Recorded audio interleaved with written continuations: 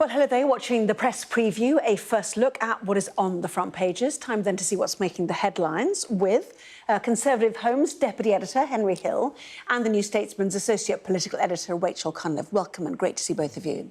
Lots to discuss, as we will see. So to the front pages then, starting with the Eye, which understands that the independent report into Deputy Prime Minister Angela Rayner's handling of her tax affairs could be delivered as soon as tomorrow, and that Sir Keir Starmer is prepared to sack her if necessary. The Star has the same story then, with the headline, Writings on the Wall for Rayner. Farmers declare it would be an insult if Angela Rayner is not sacked over the tax scandal. That is on the front page of the Daily Express. The Telegraph spoke to the conveyancing firm which handled the sale of the flat to Ms Rayner, which has become so controversial. They refute her claim that she sought their advice on stamp duty because it would be outside their remit to offer it. The Mirror carries the same, its headline, Crisis Point. Also, on the front page of The Times, the Deputy Prime Minister's lawyers deny giving her tax advice, say they have been made scapegoats. The Sun writes, it is D-Day for Ms Rayner and features a viral AI spoof video of the Deputy Prime Minister. The Guardian hears the Prime Minister is under pressure from his own MPs not to host the Israeli President Isaac Herzog and his team when they visit London. The Mail reports on former Conservative Minister Nadine Dorries' announcement that she has defected to Reform UK. According to the Financial Times, Lloyds is considering new measures that would see staff sacked if they're in the bottom 5% of the banking group's performance rankings. And the Metro carries this story on a clinical trial which found taking microdoses of LSD can be useful in treating anxiety. So, Henry and Rachel are here. Clearly, we're going to start with the Deputy Prime Minister, which is leading most of the newspapers. Starting off then, Henry, with the Eye, calling it Judgment Day then. Yeah, so essentially, for viewers unfamiliar with the story, essentially what's happened is Angela Rayner bought a house in Hove. 75% of that is owned by a trust, which has been set up in the name of her son, I think, disabled son. And you mean the house in Ashton? Yes. Is it Ashton? Ashton? There we go. Yeah. And as a result of that, she thought that she didn't qualify as owning it and therefore that it qualified for a lower rate of stamp duty. It turns out that because she is a trustee of the trust, she qualifies for the higher rate of stamp duty and therefore has been found to have underpaid about £40,000. The challenge, of course, is that she spent weeks saying that she hadn't done this and she'd done everything correctly and has now had to admit that she did that. She then said that she did that on the basis of advice from her lawyers. Now, the problem with that is advice in law and accountancy is a regulated term, and it really matters whether or not someone's actually offered you it. And they say they didn't, because the firm in question is not actually qualified to offer tax advice, and if they were found to have offered it, they might get struck off by the regulator. So that's another problem.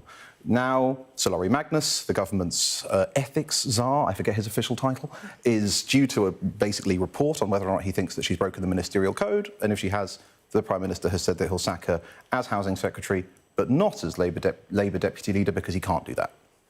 Yes, sorry, the house, the family home, which was in Ashton, is in the trust. And the there we Hove go. one Sorry, yes. is bought with a mortgage, yeah, effectively, is what she said, isn't it? Yes, I mean, very speedy by this ethics czar, if we continue to call him that, to come back. And the Prime Minister's question today is, you know, if she has been found to fall foul of the ministerial code, however it relates to this matter, you know, will you sack her? Are we clear as to what he will do? Well, firstly, when it comes to Lawrie Magnus, he does have form for speedy decisions. It took him, I think, 6 days to cover the Nadeem Zahawi tax scandal issue. I think 8 days when it was Tulip Sadiq, and that involved, you know, international governments and very complex property transactions. So this is a relatively straightforward, simple one. The key, I guess, is if she is found to have broken the ministerial code, she herself has said that she will resign, and it is inconceivable that Keir Starmer, who has such a rule-based approach to politics and indeed life, I would say, would keep her in position. The grey area is if Lawrie Magnus comes out with a similar verdict as with Tulip Sadiq that said that, you know, she didn't knowingly do anything wrong. That's what he said for Tulip Sadiq, but she inadvertently misled Parliament, and therefore the Prime Minister might wish to consider her decision. And obviously, we know what happened with that. She resigned and departed very swiftly. Keir Starmer is very keen to hang on to Angela Rayner for a number of reasons that start from it's not great to lose your Deputy Prime Minister, all the way through to she's really well liked in the wider Labour Party movement and amongst the unions, all the way down to she's seen as the de facto successor for his job, and if she goes, then that all becomes a little bit messier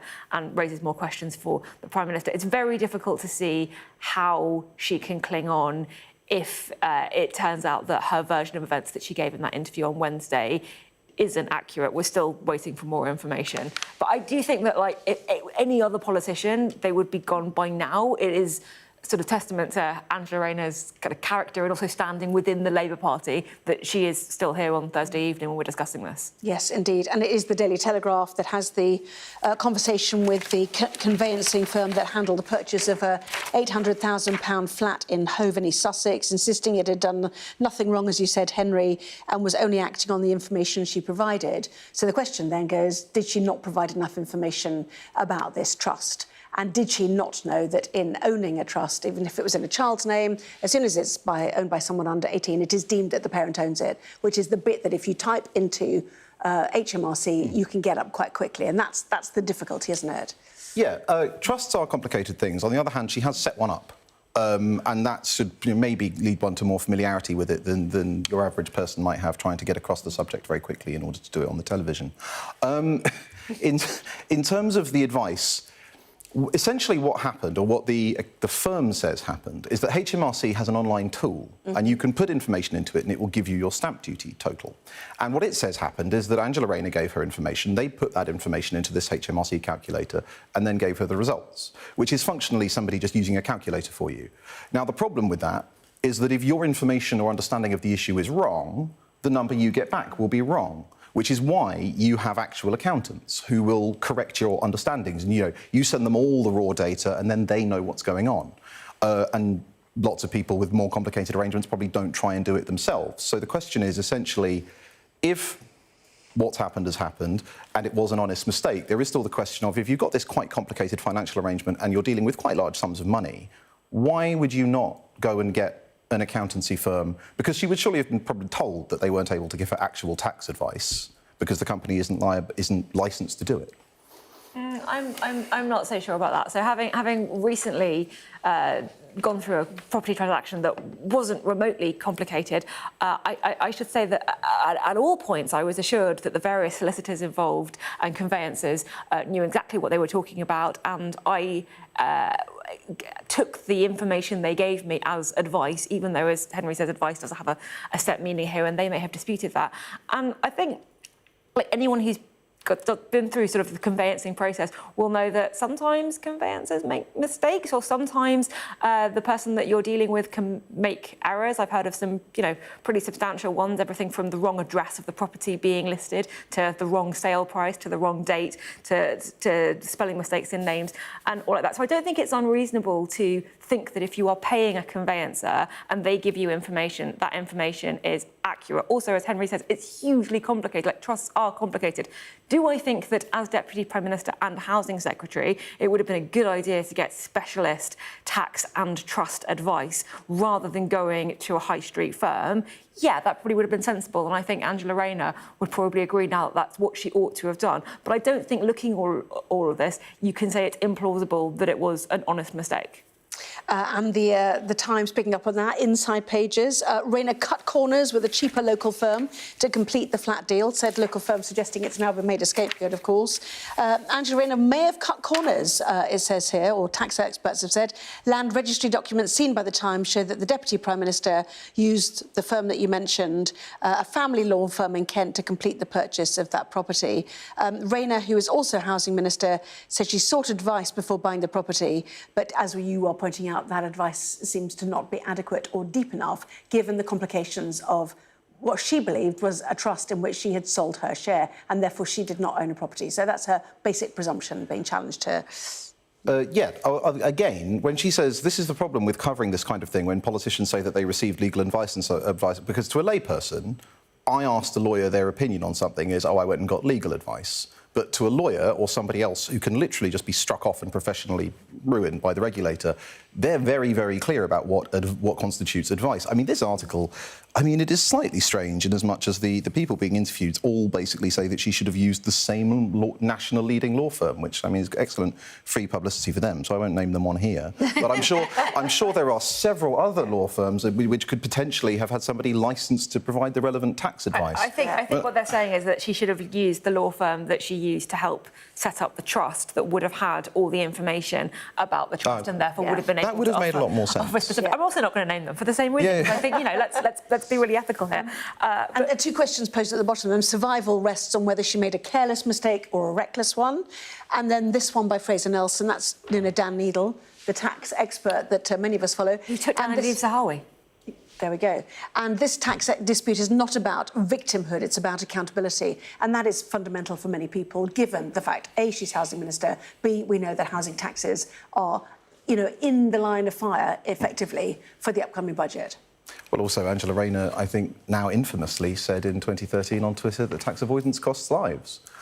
She didn't provide a scale, so we don't quite know how many lives or percentages of lives £40,000 might have cost.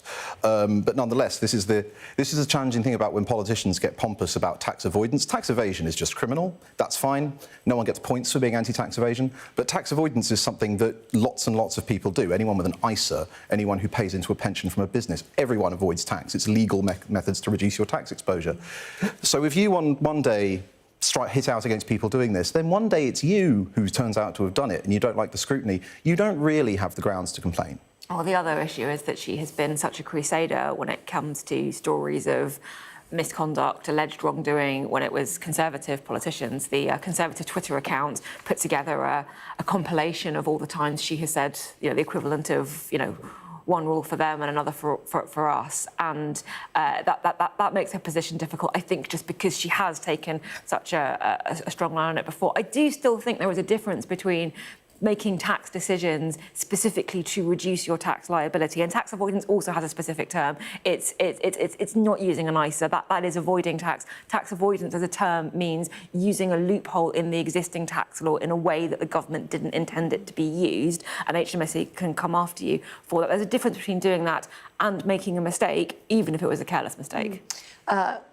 You can pick up on that if you want, just quickly. I'm wondering if that's specifically a post-George Osborne thing, because George Osborne did something which I think just constitutionally was very bad, which is that he created a system whereby HMRC could look at a perfectly legal tax arrangement and be like, we think that's tax avoidance now, and go back and apply retroactive law changes and claw money from people. But that might explain investment in the film industry.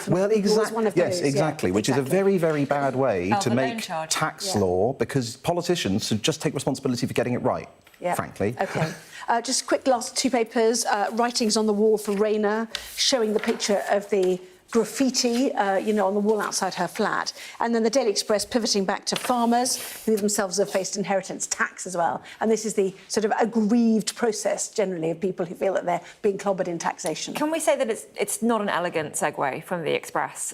We understand that they care a lot about farmers, and there are lots of people who will feel that it is hypocritical for the government to be raising taxes in the budget or the last budget and then have this incident. But, you don't have to make everything about farmers every single day. OK. Stay tuned for more on Friday, is pretty much what we're saying, whether or not we hear from the ethics czar. Lots more still to come, including a well-known former cabinet minister. There you go, you'll guess now. Becomes the latest Tory to defect to reform. We will discuss that in just a moment.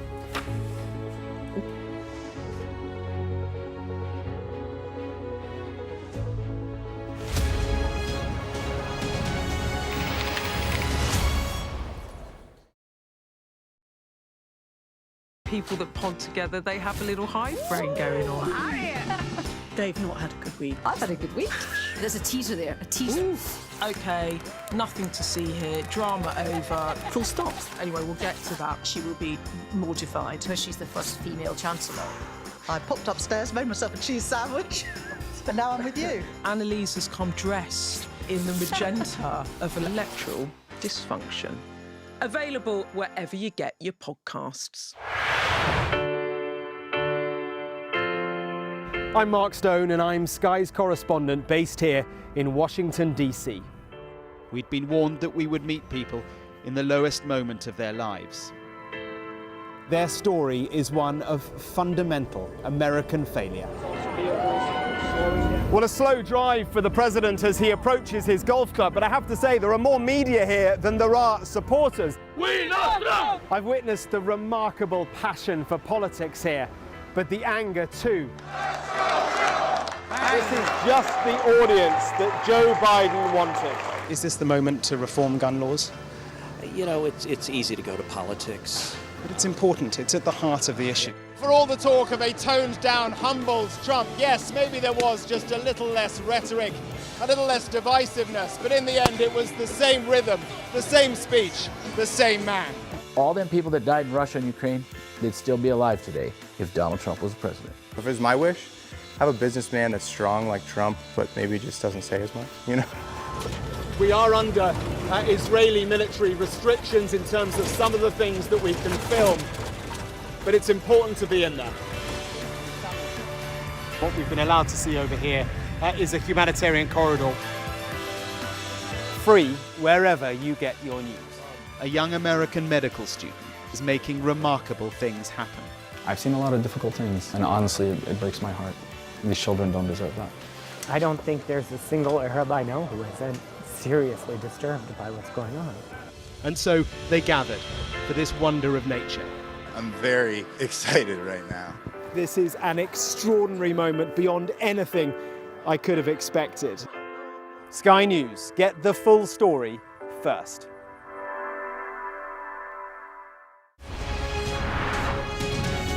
Our app gives you the very best of Sky News wherever you are. Breaking news, videos, analysis up at 6%. Podcasts, watching us live. Joins us live. All in one place and all at just the touch of a screen. The Sky News app. Get the full story first.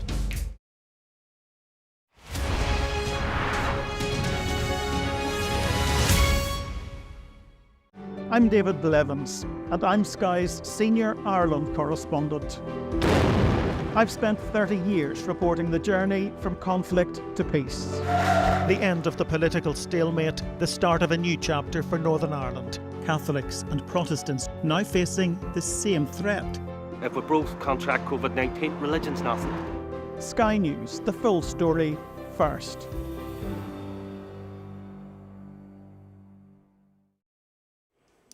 Welcome back. You're watching the press preview with me tonight, Henry Hill and Rachel Cunliffe. Welcome back to both of you. Tonight's bombshell. The Daily Mail, you did definitely roll your eyes, is Nadine Dorries quits the Tories to join Reform. She'd not been happy for a while since she didn't get into the House of Lords, Rachel. Well, this is tells us something about where Nadine Dorries thinks the Tory party is going, but also, crucially, where Boris Johnson thinks the Tory party is going, because if there was any chance, if Boris Johnson thought there was any chance whatsoever that he could come back and lead it to victory, he would have said, Nadine, don't go, stay with me, or, you know, she would definitely have that conversation. She's very, very close to him. So the fact that she is going, the Tory party is dead, suggests he has decided that there's no future for him in it, which is, you know, significant. But this is something that there's been speculation over this for a very long time. She quit as an MP because she was furious that she hadn't got her baroness. Peerage. Yeah, peerage. There we go. There we go. It's been a long week. And then she refused to hold a by-election. She refused to formally stand down for months and months and months. Refused to have a by-election. And then the seat went to Labour. And now she's gone to Reform. Although the role as yet unclear. I imagine there's a space on the agenda of Reform's conference. If you check out the agenda for the next 2 days, that says special guest. And I think perhaps maybe we have a clue as to who that special guest might be giving a speech. So we'll get to know what she says then. Yes, interesting. Reform UK's conference starts on Friday. Is it not expecting to hear from Nigel Farage himself tomorrow afternoon, Friday afternoon? There has been a question in Reform about how many Tories they let in. So clearly they think there's still a space for a few more. Yeah, it's a real challenge for any minor party because, on the one hand, defections are a bit of a media sugar rush, right? They give you a sense of momentum, they get us talking about them. On the other hand, if you're Reform and your whole deal is... The Tories are broken. The Tories are broken and bad and look what they did, and then you're like, we've got Tory ministers and secretaries of state, look how pleased we are to have them. There is a tension there. So they will have to be slightly judicial. I mean, a part of it, I wonder, is whether or not she thinks she might be a candidate. because, of course, one of the challenges inside the Conservative Party, one of the big debates is, what are we going to do about all the ex-MPs? Because an awful lot of them want to come back and stand as candidates, and quite a lot of people in the party think that maybe we should have new candidates at the next election.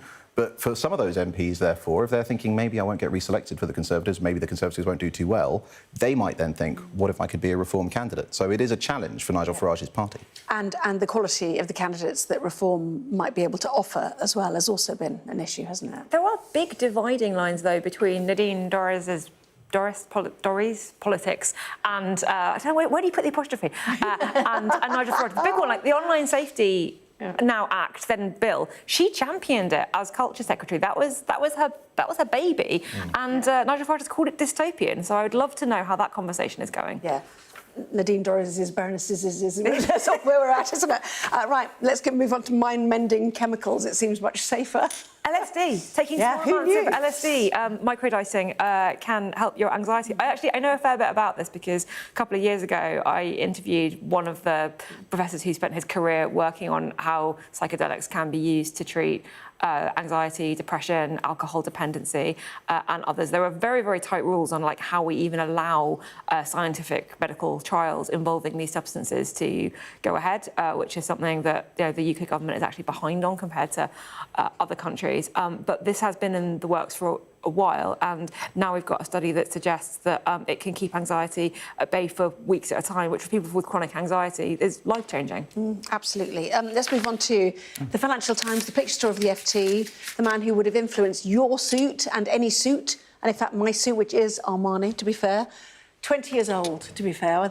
It's lasting well, just about. Anyway, Italian designer, fashion house founder Giorgio Armani dies, aged 91. They were about to celebrate 50 years of his signature, Giorgio Armani, the man who literally changed fashion. He took the structure out of men's suits. He put the structure back into women's suits, did he not? A hugely influential man. I mean, I will take your word for it. I'm not going to lie. I'm not going to pretend to know very much about him. What I do like, having read some of this stuff, is the fact that he kept it all really small, like it was still a family firm. Because actually, often you get these things, they've got a vision, you get the pioneer founder and all the rest of it, and then at the end of it, they end up some vast corporate conglomerate, and actually he managed to avoid that, which I really like. That's the bit of it that appeals to me. As far as his impact on my suit, I am a little bit like Anne Hathaway, not knowing that my cerulean jumper actually came from some design 10 years ago. I've got no idea, but I quite like this jacket, so if he played any role in it, I'm very grateful. I think your jacket is fabulous. Oh, thank you. Your jacket is also fabulous, and I feel underdressed for not wearing a jacket, so thank you very much, both of you. Say thank you to this man. How about that? Both of you, thank you very much indeed. Henry, Rachel, thank you. See you for more, obviously, in Sky News at 11. We'll have all the top stories coming up very soon.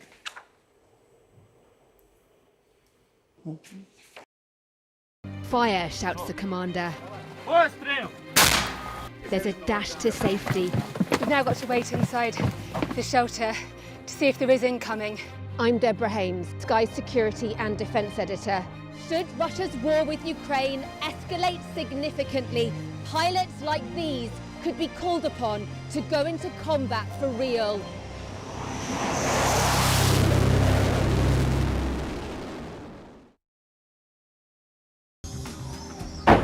Hear that whistle and that crunch? We know that they're coming from the south of the city where there's a column of Russian armoury.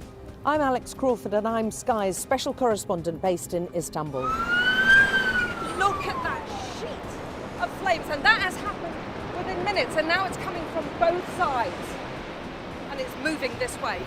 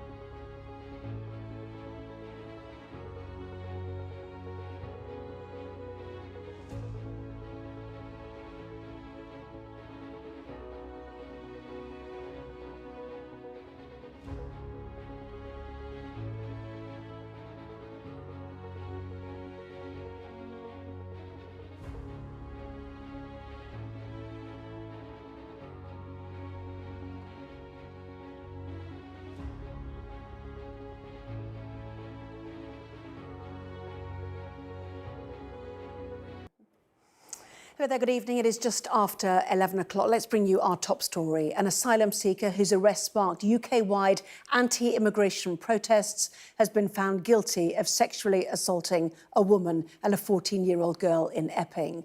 41-year-old Hadush Kabatu was residing in the Bell Hotel in Essex, which became the centre of a summer of demonstrations against hotels housing asylum seekers. Well, tonight there have been more protests in Epping. Well, over the next hour, we will bring you tonight's headlines, tomorrow's front pages and the views of our paper reviewers, the Conservative Home's deputy editor, Henry Hill, and the New Statesman's associate political editor, Rachel Cunliffe. First, though, let's hear from our national correspondent, Tom Parmenter. You go to the police station now. He'd only just arrived in the UK on a small boat across the channel. But after a 14-year-old girl accused him of sexual assault, Hadush Kabatu was arrested. Jump up. Stand up. Okay. Put your hands like this for me. Okay. The girl told the police he'd touched her thigh and asked her to make babies with him at the Bell Hotel in Epping, where he was being housed as an asylum seeker. It turns simmering frustration here over immigration into all-out fury. The protests outside the Bell turned violent and spread to other hotels around the country. All of that had to be blocked out of the court case. It was a detailed look at the allegations and Kabatu's denials. Ultimately, the district judge said he believed the children in this case. Young witnesses had seen what Kabatu did to the girl. He also sexually assaulted a woman. The Essex Police Assistant Chief Constable said, "First and foremost, I would like to pay a personal tribute to both our young victim and our adult victim and every witness who came forward and ensured the evidence put before the court was strong and true." He went on, "We understand the strength of feeling in our community, but no crime should become an excuse for the disorder we've seen at times in Epping." He said at times because the majority of the weekly protests here have not been violent. They are, though, still going.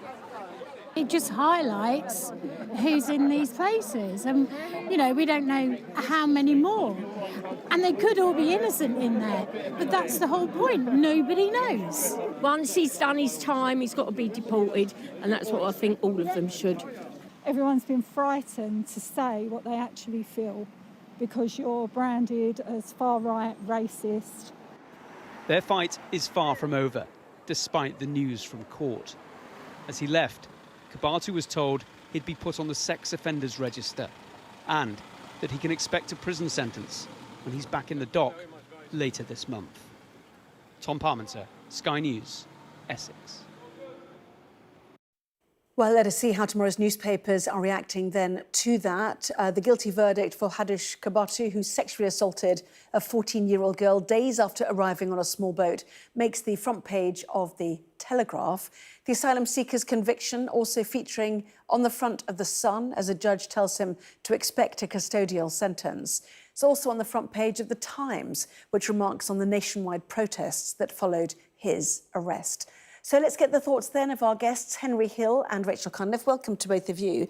There are many issues surrounding this, not least the demonstrations we've seen all summer, but also what should happen to foreign criminals and how and when they are deported. And the point being here that if it is above 12 months, then you can have automatic deportation. If it is below 12 months, then the Home Office has to step in. This is a magistrate's court, so it can't be above a 12-month sentence. So that's part of it. But in the meantime, a consequential case for the protests that we've seen in Epping and elsewhere, and the court action actually to close these asylum hotels. So it's become quite an important case, this. Yeah, I suppose it's turned up the dial a little bit on the heat under them. The court action, of course, is about whether or not councils have the right to use the planning system to shut all of these things. We're expecting that, I think, in October, the full hearing for that trial. I mean, for this one, as you say, it's a magistrate's court ruling, which means that it absolutely, there's no way of it triggering an automatic deportation. That automatic deportation threshold was also in the news a couple of months ago because of the Sentencing Council, because it was found out that they were advising sentences below 12 months for things where Parliament had set maximum tariffs much longer. It was alleged for the same reason.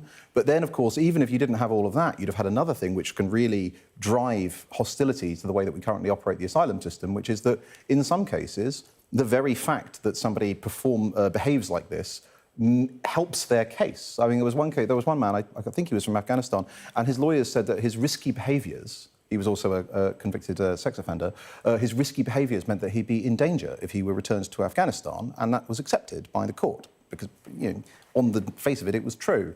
But it's the stories like this which really do put a spotlight on the things that are driving public dissatisfaction, because I don't think most people object to the majority of asylum seekers, really. But when you've got people like this who the system manifestly can't deal with, and when people feel that their, in this case, vindicated concerns were dismissed by too many people running the system, that is what I think has driven these protests. And even today, the people who are gathered again outside the Bell Hotel in Epping said that actually, at the end of the sentence, there should be automatic deportation for people who've been found guilty of crimes like this. And there still is not automatic deportation for foreign criminals. We've got 11,000 of them in British jails. Deportations are going up. I think the figure was, for 2023, about 4,000 were deported. 2024, 5,200 were deported. So, in a sense, they are going up. But why should people be allowed to stay in this country, people ask, if you've been convicted of a crime in the UK? It's a very valid question, and I agree with essentially everything that Henry just said, and you can understand exactly where the resentment and the concern has come from in cases like this. What I would say is that there have been a lot of accusations over the summer of a cover-up, of a two-tier justice system. You can possibly argue that trying someone in a magistrate's court, I mean, that effectively is two tiers, but that is also, there are reasons towards that, which is to do with just how long it takes to get a Crown Court hearing. I think it's actually quite positive that the offence happened on the 7th of July, and 8 weeks later, there's a verdict. That's the justice system in action. And a lot of the accusations that, the courts don't want to deal with this, the police don't want to deal with it. He was arrested, charged, and has been convicted. Now there are questions, and will serve a custodial sentence. Now there are questions over what happens next. And I think that we have to have a wider conversation about the justice system as a whole, what's happened to our courts that means that people who are waiting to have cases heard for serious offences in the Crown Court system are waiting up to 4 years, I think, for cases of rape and sexual assault to be heard. And also then, what do we do with the prisons overcrowding crisis and with foreign criminals in our prison system? It's complicated, it's multifaceted, it requires investment and also cooperation and negotiations with other countries. And I think a lot of that nuance has been lost over the summer by people who were determined to really whip up civil unrest over something that was being dealt with by the legal system. Yes, and I think there was a figure earlier this week by the police suggesting they had been at 3,000 different demonstrations in 3 months over the summer, some of them Palestine Action, a lot of them about asylum hotels. And just very quickly, Henry, given their vindication now because of this court decision, do you think we'll see more of those protests outside asylum hotels? I mean, I certainly don't think we're going to see less. I mean, really, the government has already said that it's going to stop using hotels, although the challenge there is it says it's going to use private rented accommodation instead, which I don't think is necessarily better. The one thing this really highlights is the pattern of where these hotels end up. Right? Like, they don't seem to end up in sort of very nice bits of the country, well-heeled areas and so on, and maybe they should. Maybe there is actually an injustice in where, probably just for economic factors, the Home Office ends up buying these places up. OK, we will keep an eye on that, certainly. But in the meantime, let's go to the big political story. The Prime Minister insisting he will act on the report into his deputy, Angela Rayner, once it's published. Meanwhile, Sir Keir Starmer has condemned in the strongest possible terms vandalism that has appeared outside her flat in Hove. The messages describing the Deputy PM as a tax evader appeared the day after she admitted to Sky News that she had underpaid stamp duty when she bought her home in the seaside town. Here's our political correspondent, Liz Bates. Is the writing on the wall for Angela Rayner? Tax evader is the smear on her home and her reputation. It's this flat in Hove that has left the Deputy Prime Minister fighting for her political future. So how did she get here? In 2016, Angela Rayner bought this house in her constituency in Ashton with her then husband for £375,000. 4 years later, in 2020, they separated and established a trust for their disabled son. Half the house went into the trust. Rayner and her husband retained a quarter each. Then, at the beginning of this year, she sold her share to her son's trust. But that's where the problem started, because as a trustee, she was still an owner of the house. From a tax perspective, it was still her primary residence. Then, in May this year, she purchased this flat in Hove using the proceeds from selling her share of the Ashton property. Now, she should have paid the second home rate of stamp duty of £70,000, but she received advice that she could purchase it as her primary residence and pay just £30,000, saving herself £40,000. Fast forward to August, when the Telegraph started asking questions about her tax affairs. On the 29th of August, she took further legal advice. Then, on the 2nd of September, a court order preventing discussion of her tax affairs because they are linked to the trust for her disabled son was lifted. The day after that, she admitted to Sky News political editor Beth Rigby that she hadn't paid enough tax and referred herself to the Standards Advisor. But there are still some unanswered questions. First of all, the advisors. She took a lot of advice from a conveyancing expert and 2 experts on trusts. So why did they all provide incorrect information?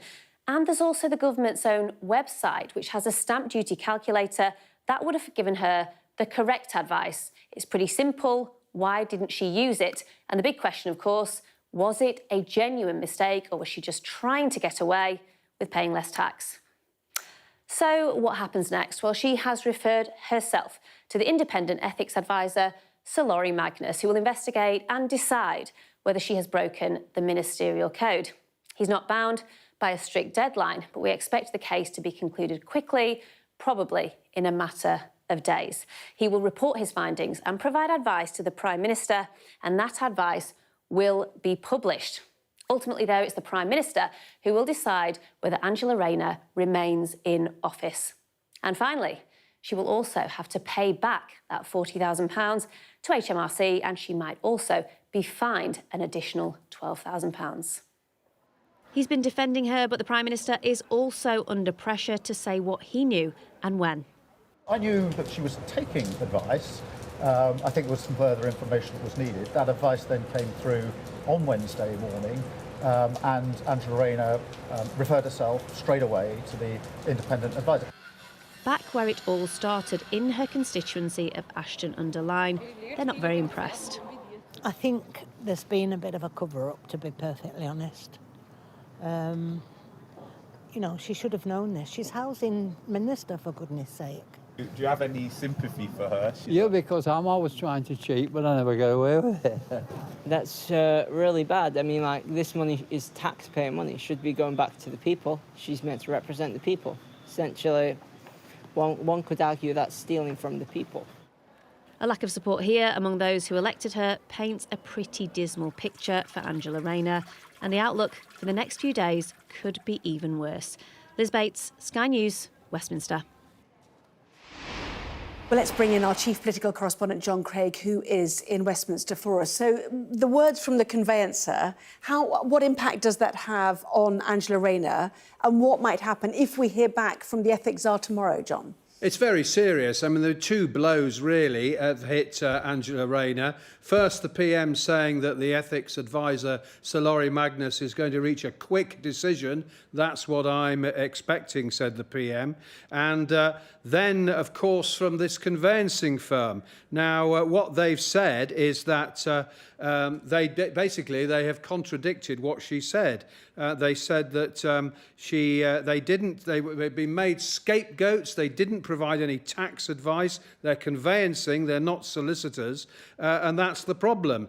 And so we're left in the position that she is really, well, she looks like a minister on borrowed time. The boss of the conveyancing firm was saying it's not our job to provide tax advice. We just provide conveyancing. And so she really, it really contradicts what she said in her interview with Beth Rigby. And so that's bad news for her. The PM has talked about a quick decision, and that suggests could come as early as Friday afternoon, because there is a suggestion that Sir Laurie Magnus is going on holiday on Saturday. Well, if the Prime Minister's right, it is going to be quick. It's very serious for Angela Rayner, and her explanation in her interview with Beth Rigby suddenly is being challenged. Yes, and two other bits of breaking news today from your neck of the woods. Let's take them in chronological order. First of all, this phone, hidden, expected to play sex noises. Explain. Well, this happened, of course, on a day when the Parliament security staff were on strike. No visitors were allowed into Parliament.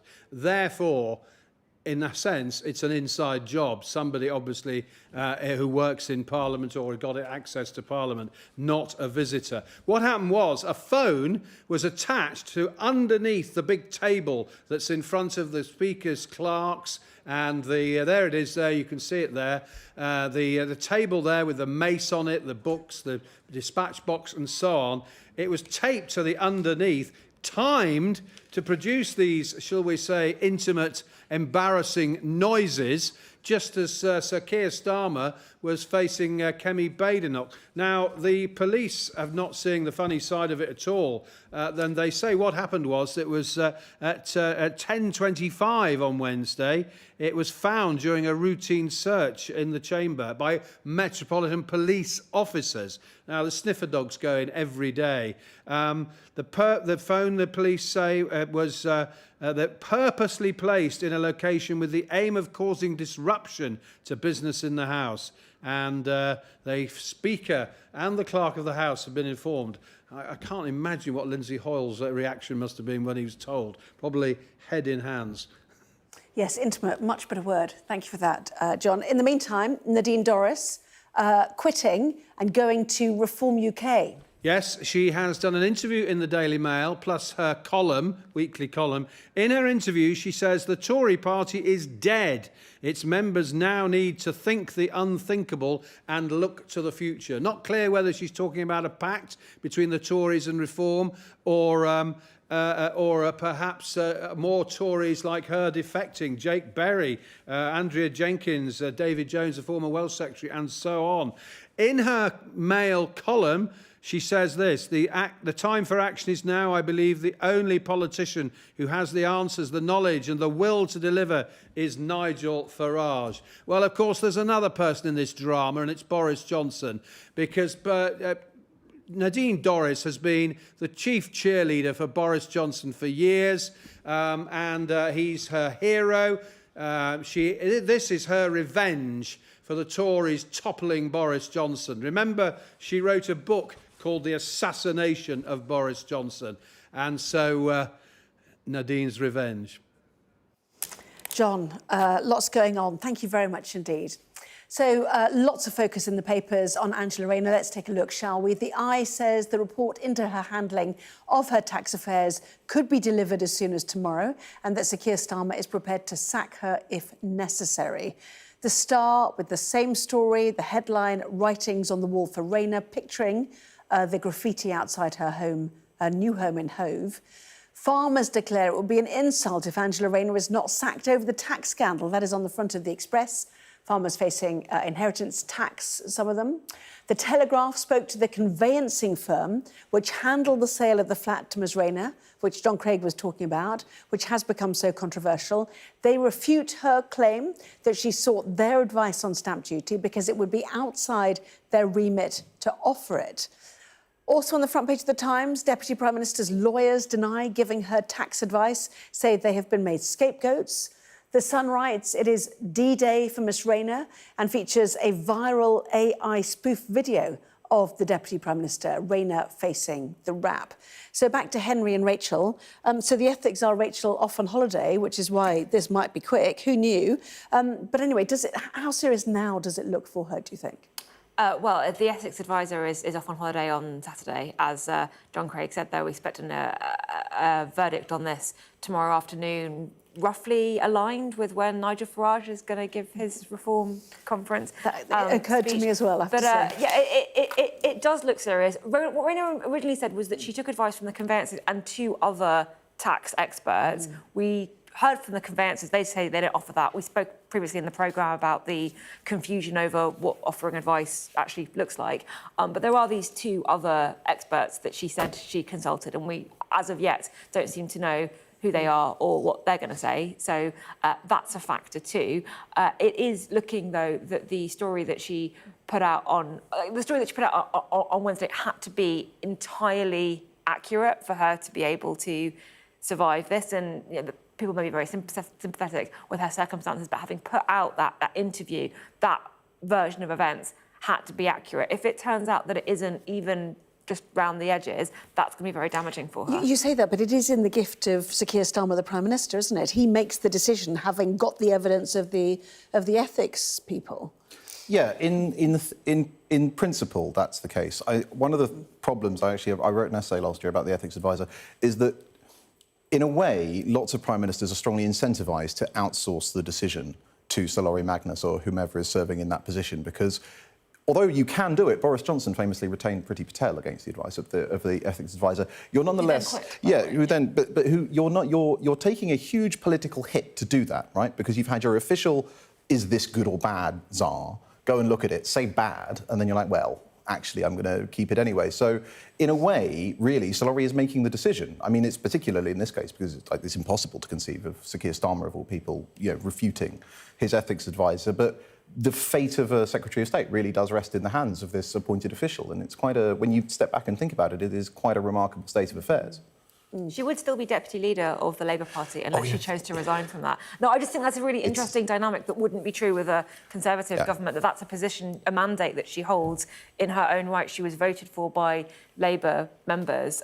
Being Housing Secretary and Deputy Prime Minister are positions that the Prime Minister could take away from her. Historically, having divided leadership is disastrous in nearly every single case. And one of the, not saying the Conservative Party is a paragon of being well run by any means, but one of the things that is absolutely baffling is the fact that they have an independently elected deputy leader, which is perhaps another reason why Sir Keir Starmer is stuck by her, because yes, he could remove her from his cabinet as Secretary of State for Housing, but she would still have this position in the party. Yeah, but she'd be deputy leader. It doesn't have to be deputy prime minister. Would they have to appoint another deputy prime minister? Maybe not. They could just say, "Oh, it's your turn to do PMQs when I'm off abroad." I mean, it's a position that we haven't always had. No, but it would be very strange if there was a deputy prime minister and a separate deputy leader. I mean the huge amount of speculation here, but I imagine she would probably feel the need to resign as deputy leader as well. Then you'd get an election for deputy leader.